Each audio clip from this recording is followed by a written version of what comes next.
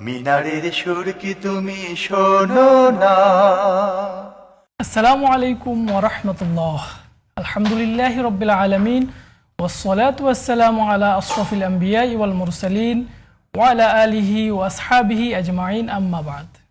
প্রিয় দর্শক, দূরে ও কাছে এই মুহূর্তে যারা টিভি সেটের সামনে আছেন এবং পরবর্তীতে যারা আমাদের প্রোগ্রাম দেখবেন, আপনাদেরকে স্বাগত জানিয়ে শুরু করছি আপনাদের প্রিয় চ্যানেল জিটিভির পর্দায় বিআরবি কেবলস নিবেদিত জিজ্ঞাসা জবাব অনুষ্ঠান, powered by BRB hospitals limited. প্রিয় দর্শক, আপনাদের সাথে পুরো অনুষ্ঠান জুড়ে আছি আমি মোহাম্মদ সাজিদুল ইসলাম। জীবন ঘনিষ্ঠ প্রশ্নের সরাসরি সমাধানমূলক অনুষ্ঠান জিজ্ঞাসা ও জবাব। আপনাদের করা নানা প্রশ্নের সরাসরি সমাধান দিতে আমাদের অনুষ্ঠানে প্রতিদিন একজন দেশবরেণ্য ইসলামিক স্কলার উপস্থিত থাকেন। আমাদের সাথে আজকে একজন দেশবরেণ্য ইসলামিক স্কলার অতিথি হিসেবে আছেন। আমাদের সাথে আছেন বাংলাদেশ ইসলামী বিশ্ববিদ্যালয়ের ইসলামিক স্টাডিজ বিভাগের সম্মানিত সহযোগী অধ্যাপক ডক্টর মুফতি আবু সাইদ খান স্যার। আসসালামু আলাইকুম রহমতুল্লাহ। ওয়ালাইকুম আসসালাম রহমতুল্লাহ। স্যার কেমন আছেন? আলহামদুলিল্লাহ। সুপ্রিয় দর্শক, আপনাদের মনের নানা প্রশ্নের সরাসরি সমাধান পেতে কল করুন স্ক্রিনে দেওয়া আমাদের নাম্বারে। স্যার, আমাদের আজকের আলোচনার প্রাসঙ্গিক বিষয় হচ্ছে লাইলাতুল কদরের মর্যাদা ও ফজিলত। তো শুরুতে আমরা লাইলাতুল কদর সম্পর্কে আপনার থেকে জানতে চাই। বিসমিল্লাহ, আলহামদুলিল্লাহ, ওয়াসসালাতু ওয়াসসালামু আলা রাসূলিল্লাহ ওয়া বা'দ। আমরা রমাদান মাসের একেবারে শেষ 10 দিনের মধ্যে প্রবেশ করেছি। তো এই শেষ 10 দিনের একটি গুরুত্বপূর্ণ অনুষঙ্গ হচ্ছে লাইলাতুল কদর বা কদরের রাত্রি। জি। রাসূলুল্লাহ সাল্লাল্লাহু আলাইহি ওয়াসাল্লাম বলেছেন, সহিহ বুখারীর হাদিস, আয়েশা সিদ্দিকা রাদিয়াল্লাহু তাআলা আনহা থেকে বর্ণিত, তাহাররাউ লাইলাতাল কদরি ফিল আশরিল আওয়াখির মির রমাদান ওয়া ফি রাওয়ায়াতিন ফিল বিত্রি মিনাল আশরিল আওয়াখির মির রমাদান। যে রাসূলুল্লাহ সাল্লাল্লাহু আলাইহি ওয়াসাল্লাম বলেন যে তোমরা লাইলাতুল কদর বা কদরের রাত্রি অনুসন্ধান করো, খোঁজো রমাদান মাসের শেষ 10 দিনের মধ্যে। জি। আর অন্য রেওয়ায়েতে, এটাও সহিহ বুখারীর হাদিস, সহিহ মুসলিমেও আসছে যে তোমরা শেষ 10 দিনের বেজুর রাত্রিতে লাইলাতুল কদর অন্বেষণ করো। তো এটি খুবই গুরুত্বপূর্ণ একটি রাত্রি। ইসলামে একজন মুসলমানের জন্য আল্লাহর পক্ষ থেকে যেই বিভিন্ন ফজিলতপূর্ণ দিন, রাত এবং সময় নির্ধারণ করে দেওয়া আছে, তার মধ্যে সবচেয়ে ফজিলতপূর্ণ রাত্রি হচ্ছে লাইলাতুল কদর বা কদরের রাত্রি। তো রমাদানের শেষ 10 দিনের মধ্যে যে কোনো এক রাত, এই বেজুর রাত্রিতে লাইলাতুল কদর, এটি নিশ্চিত। এটি রাসূলুল্লাহ সাল্লাল্লাহু আলাইহি ওয়াসাল্লামের হাদিস দ্বারা বোঝা যায়। কোরআনে কারিমে শুধুমাত্র এই রাতের ফজিলত এবং মর্যাদা বর্ণনা করে একটি সূরাই আল্লাহ তাআলা নাজিল করে দিয়েছেন, যেটা হলো সূরাতুল আমরা আবার কদর। আপনার কাছে আসবো। আমাদের সাথে একজন দর্শক যুক্ত হচ্ছেন। আসসালামু আলাইকুম ওয়া রাহমাতুল্লাহ। দর্শক, আপনার পরিচয় দিয়ে প্রশ্ন করুন। হ্যালো। জি হুজুর, আসসালামু আলাইকুম হুজুর। জি, ওয়ালাইকুম আসসালাম। মাসুম কুমিল্লা ধর্মপুর থেকে। দুটি প্রশ্ন। প্রথম প্রশ্নটি হলো যে যার কাছে 2,30,000 টাকা থাকবে সে যাকাত দিতে হবে, ইসলামিক ফাউন্ডেশনের এই সম্পর্কে বলবেন জি। এই বছরের। আর দ্বিতীয় প্রশ্নটি পবিত্র কোরআন থেকে সূরা বাকারা আয়াত 228, অধ্যায় 2, সূরা বাকারা 228, তালাকপ্রাপ্ত স্ত্রী 3 রজসা বা 3 মাস অপেক্ষা করবে। তালাকপ্রাপ্ত স্ত্রী 3 রজসা বা 3 মাস অপেক্ষা করবে। তারা এই 3 মাসের ভিতরে যদি স্বামী স্ত্রী একত্রে মিলিত হতে চায়, তাহলে তারা পুনরায় একত্রে বসবাস করতে পারবে। এই 3 মাসের ভিতরে যদি স্বামী স্ত্রী একত্রে মিলিত হতে চায়, তাহলে তারা পুনরায় একত্রে বসবাস করতে পারবে। পুনরায় মানে কি? এটাতে পুনরায় পবিত্র কোরআন কি বলতেছে? সূরা বাকারা আয়াত 228। আসসালামু আলাইকুম। জি দর্শক, ধন্যবাদ। ওয়ালাইকুম আসসালাম। স্যার, আমরা যে আলোচনা ছিলাম, আল্লাহ তাআলা পবিত্র কোরআনে একটি সূরাই নাজিল করে দিয়েছেন। আল্লাহ তাআলা বলছেন যে ইন্না আনজালনাহু ফি লাইলাতিল কদর ওয়া মা আদরাকা মা লাইলাতুল কদর লাইলাতুল কদরি খায়রুম মিন আলফি শাহর তানাজ্জালুল মালায়েকাতু ওয়ার রূহু ফিহা বিইذনি রাব্বিহিম মিন কুল্লি আমর সালামুন হিয়া হাত্তা মাতলাইল ফজর। যে আমি উহাকে নাজিল করেছি, মানে এই কোরআনকে নাজিল করেছি কদরের রাত্রিতে। আপনি কি জানেন কদরের রাত্রি কি? তারা রাসূলুল্লাহ সাল্লাল্লাহু আলাইহি ওয়াসাল্লামকে উদ্দেশ্য করে বলছে, আপনি কি জানেন কদরের রাত্রি কি? জি। এরপরে আল্লাহ তাআলা বলছেন, যা 1000 মাসের চাইতে উত্তম। সেদিন জিবরিল আলাইহিস সালাম, অর্থাৎ ফেরেশতা জিবরিলের নাম এখানে উল্লেখ করা হয়েছে রূহ হিসাবে, এবং অন্যান্য ফেরেশতারা সকল ব্যাপারে নির্দেশনা নিয়ে আল্লাহর পক্ষ থেকে এই জমিনে অবতরণ করেন। এবং এটি প্রশান্তিময় রাত্রি। এটা সেই পর্যন্ত চলতে থাকে হাত্তা মাতলা ইল ফাজর। জি। এই প্রশান্তি সেটা হচ্ছে ফজর উদিত হওয়া পর্যন্ত, অর্থাৎ সূর্য ডোবার পর থেকে একেবারে ফজর পর্যন্ত এই রাত্রিটি একটি প্রশান্তিময় রাত্রি। এদিন জিবরিল আলাইহিস সালাম অবতীর্ণ হন জি। এবং তার সাথে একটা বিরাট ফেরেশতাদের দল অবতীর্ণ হন আল্লাহর পক্ষ থেকে সকল ব্যাপারে নির্দেশনা নিয়ে।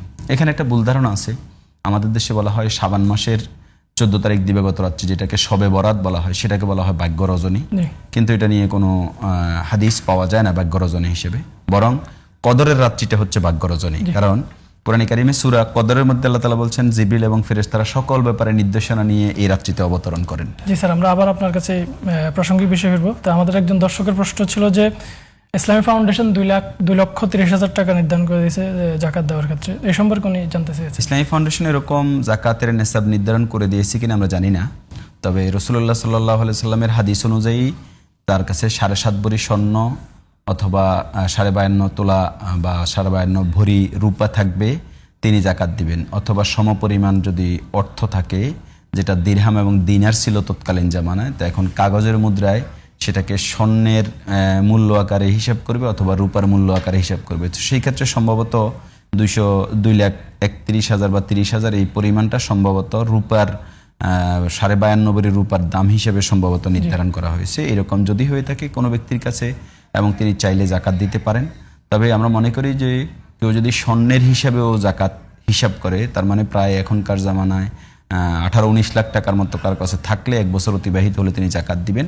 তো সেই ক্ষেত্রে যদি কারো কাছে স্বর্ণ বেশি থাকে এবং কিছু টাকা থাকে, তিনি স্বর্ণ দিয়ে হিসাব করবেন। কারো কাছে রূপা বেশি থাকে, তিনি যদি এবং কিছু টাকা থাকে, তাহলে তিনি রূপা দিয়ে হিসাব করেন। কিন্তু যার কাছে নগদ টাকা আছে, তিনি কোনটা দিয়ে হিসাব করবেন, এটা নিয়ে আলেমদের ভিতরে মতভেদ আছে। একদল আলেম বলছেন তিনি স্বর্ণ দিয়ে হিসাব করবেন, আবার কিছু আলেম বলেছেন তিনি রূপা দিয়ে হিসাব করবেন। তো আমরা রূপা দিয়ে হিসাব করে দেওয়াটাকে উত্তম মনে করি। তবে মনে করি কেউ যদি স্বর্ণ দিয়ে হিসাব করে দেয়, তাহলে তিনি আশা করা যায় গুনাহগার হবেন না ইনশাআল্লাহ। স্যার, আমাদের দর্শকের আরেকটি প্রশ্ন ছিল যে সূরা বাকারার 228 নম্বর আয়াত তালাকপ্রাপ্ত নারীদের কথা বলেছেন যে তালাকপ্রাপ্ত নারী 3 মাসিক পর্যন্ত অপেক্ষা করবেন, এই সম্পর্কে উনি জানতে চেয়েছেন। ওয়াল মুতাল্লাকাত। স্যার, আমাদের সাথে একজন দর্শক যুক্ত হচ্ছেন। আসসালামু আলাইকুম ওয়া রাহমাতুল্লাহ। দর্শক, আপনার পরিচয় দিয়ে প্রশ্ন করুন। হ্যালো। আমার পরিচয় হচ্ছে পটুয়াখালী, আমার নাম হচ্ছে মোহাম্মদ কামাল হোসেন। জি। কোরআন শরীফ কি বাংলায় পড়া যাবে? জি দর্শক, ধন্যবাদ। স্যার, আমরা যে প্রশ্ন ছিলাম সূরা বাকারার 28 নম্বর আয়াত। সূরা বাকারার 228 নম্বর আয়াত হচ্ছে ওয়াল মুতাল্লাকাতু ইয়াতারাব্বাসনা বিআনফুসিহিন্না সালাসাতা কুরু, যে একজন তালাকপ্রাপ্ত মহিলা তিনি 3 কুরু পর্যন্ত ইদ্যত পালন করবেন। তো এই ইদ্যত পালন হচ্ছে 3 কুরু শব্দের ব্যাখ্যা কি, এটা নিয়ে আলেমদের ভিতরে দুটো মত আছে। হানাফি এবং মালিকি আলেমদের মত হচ্ছে যে এটা কুরু শব্দের অর্থ হচ্ছে ঋতুবর্তী সময়, আর ইমাম শাফি রাহিমাহুল্লাহর মত অনুযায়ী এটা হচ্ছে পবিত্রকালীন সময়। তো এই ক্ষেত্রে হাদিস, অন্যান্য হাদিস দ্বারা আমরা অগ্রাধিকার দিই হচ্ছে এখানে ঋতুবর্তী সময়টাকে বোঝানো হয়েছে। অর্থাৎ একজন স্ত্রী যদি তালাকপ্রাপ্ত হন, তাহলে তিনি তার 3টা ঋতুবর্তী সময় পেরিয়ড অতিবাহিত হওয়া পর্যন্ত তিনি ইদ্যত পালন করবেন। মানে হচ্ছে এই সময়ে তিনি কারো সাথে বিবাহ বন্ধনে আবদ্ধ হবেন না, এই সময়টা তিনি অপেক্ষা করবেন এবং এই সময় অতিবাহিত হওয়ার পরে তিনি অন্য কোথাও বিবাহ বন্ধনে আবদ্ধ হতে পারবেন। জি স্যার, ধন্যবাদ। স্যার, আমাদের সাথে একজন দর্শক যুক্ত হচ্ছেন। আসসালামু আলাইকুম ওয়া রাহমাতুল্লাহ। দর্শক, আপনার পরিচয় দিয়ে প্রশ্ন করুন। আসসালামু আলাইকুম, আমি ঢাকা থেকে বলছিলাম। আমার একটা প্রশ্ন ছিল। ওয়ালাইকুম আসসালাম। জি, প্রশ্ন করুন। জর্দা দিয়ে পান খাওয়ার ব্যাপারে বিভিন্ন মতবাদ রয়েছে, এক্ষেত্রে আমরা কোন মতবাদটি গ্রহণ করব? জি দর্শক, ধন্যবাদ।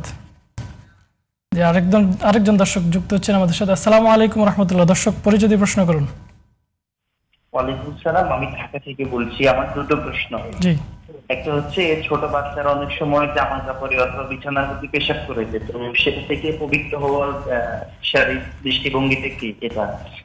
আর একটা প্রশ্ন হচ্ছে, দেখা যায় যে আমরা কোথাও বসলে মশা আমাদেরকে কামড় দেয়, ওই অবস্থায় অজু করার পর আমরা মশা মারলে দেখা যায় সেখানে অনেক রক্ত বের হয়, ওই অবস্থা অজুর কোনো সমস্যা হবে কিনা, বা কতটুকু পরিমাণ মশার থেকে রক্ত বের হলে অজু ভেঙে দেবে?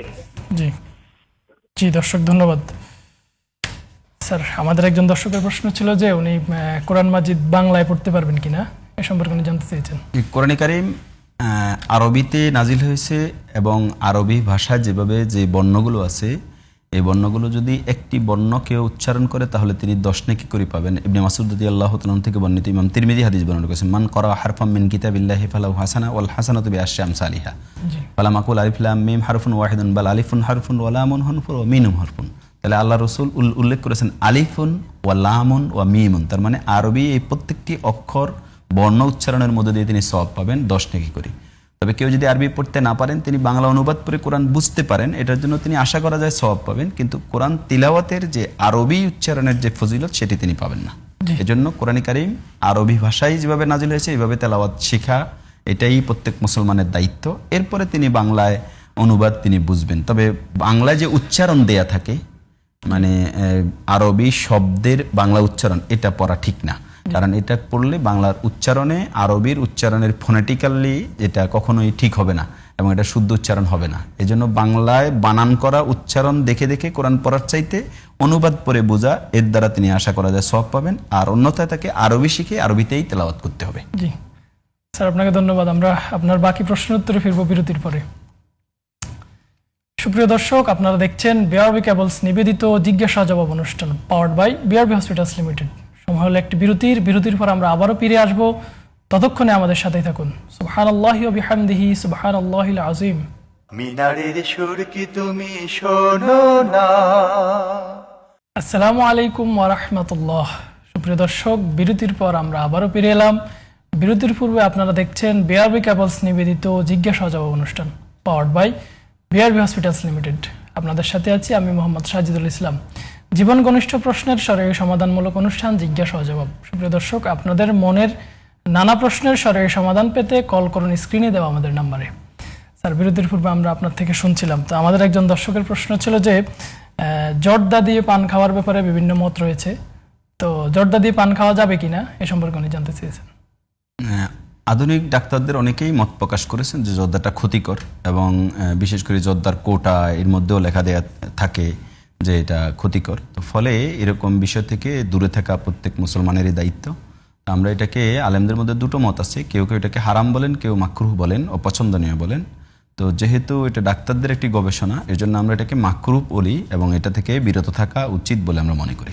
জি স্যার, আমাদের আরেকজন দর্শকের প্রশ্ন ছিল যে দেখা যায় ছোট বাচ্চারা জামা কাপড়ে প্রস্রাব করে দেয়, কোলে নিলে বা বিছানা চাদরে প্রস্রাব করে দেয়, তো এই অবস্থায় কিভাবে পবিত্রতা অর্জন করবে, বা এই প্রস্রাব নিয়ে বা ধুয়ে ফেলে নামাজ বা পবিত্রতা অর্জন করা যাবে কিনা সম্পর্কে উনি জানতে চেয়েছেন। প্রস্রাব নাপাক, এটা নাজাসাত। নাজাসাত থেকে পরিষ্কার হওয়ার, পবিত্র হওয়ার ইসলামের উপায় হচ্ছে পানি দিয়ে ধুয়ে ফেলা।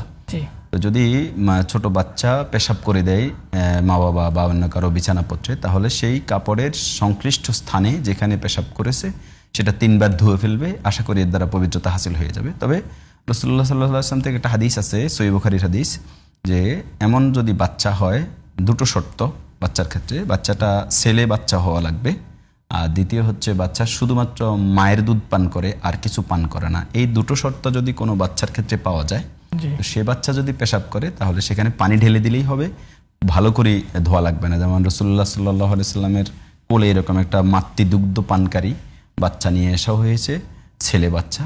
তো সে পেশাব করে দিল, ফানাদাহাল মা ওয়ালাম ইয়াগসিলহু, সহিহ বুখারীর হাদিস হচ্ছে, তিনি পানি ঢেলে দিলেন বা পানি ছিটিয়ে দিলেন কিন্তু ভালো করে ধুলেন না। তার মানে ওটা 3 বার ভালো করে পরিষ্কার করে ধোয়ার প্রয়োজন হবে না যদি এরকম বাচ্চা হয়ে থাকে। সেক্ষেত্রে মেয়ে বাচ্চার হবে না, বা যদি বাইরের কোনো খাবার খায় তাহলে ওই বাচ্চার ক্ষেত্রে এটা প্রযোজ্য হবে না। দুটো শর্ত পাওয়া যাওয়া লাগবে, একটা হচ্ছে বাচ্চাটা ছেলে বাচ্চা হবে, আর দ্বিতীয় হচ্ছে সে শুধু মাতৃ দুধ ছাড়া আর কিছু খায় না, তাহলে একটু পানি ঢেলে দিলেই হয়ে যাবে ইনশাআল্লাহ। জি স্যার, ধন্যবাদ। আমাদের আরেকজন দর্শকের প্রশ্ন ছিল যে স্যার, সাধারণত দেখা যায় যে অনেক সময় মশা কামড় দিলে যখন অনেক রক্ত চুষে নেয়, তখন মশা মারার পরে দেখা যায় যে অনেক রক্ত বের হচ্ছে। তো এই অবস্থায় যদি উনি অজু করে থাকেন বা ওনার যদি অজুরত অবস্থায় থাকেন, তাহলে রক্ত বের হলে কি অজু ভেঙে যাবে কিনা বা এই সম্পর্কে? না, মশার রক্তের কারণে অজু ভাঙবে না, সাধারণত রক্ত বের হলে অজু ভাঙবে। আমাদের সাথে একজন দর্শক যুক্ত হচ্ছেন। আসসালামু আলাইকুম ওয়া রাহমাতুল্লাহ। দর্শক, আপনার পরিচয় দিয়ে প্রশ্ন করুন। হ্যালো দর্শক, শুনতে পাচ্ছেন? জি জি জি, আপনার প্রশ্নটি করুন। জি, আমার প্রশ্ন আছে যে নামাজের মাঝে অন্য চিন্তা মাথার ভিতরে চলে আসে, নামাজ কি হবে? জি দর্শক, ধন্যবাদ। স্যার আমরা যে প্রশ্নে ছিলাম মশায়, জি, মশার রক্ত বক্ষণের কারণে মানে মশার রক্ত টানার কারণে উজু ভাঙবে না, এমনকি মানুষের শরীর থেকে রক্ত বের হলে উজু ভাঙবে কিনা এটা নিয়ে ইমামদের মধ্যে মতভেদ আছে। হানাফি মাযহাব মতে শুধুমাত্র উজু ভেঙে যাবে, অন্য মাযহাব মতে রক্ত বের হলে উজু ভাঙবে না। তো ফলে উজু ভাঙার ব্যাপারে সুনির্দিষ্টভাবে এটা তাবেঈদের ফতোয়া পাওয়া যায় বা সাহাবীদের দুই একজনের ফতোয়া পাওয়া যায়। জমহুর উলামায়ে কেরাম এবং রাসূলুল্লাহ সাল্লাল্লাহু আলাইহি ওয়াসাল্লাম থেকে এই ধরনের কোনো বর্ণনা পাওয়া যায় না যে রক্ত বের হলে উজু ভেঙে যাবে।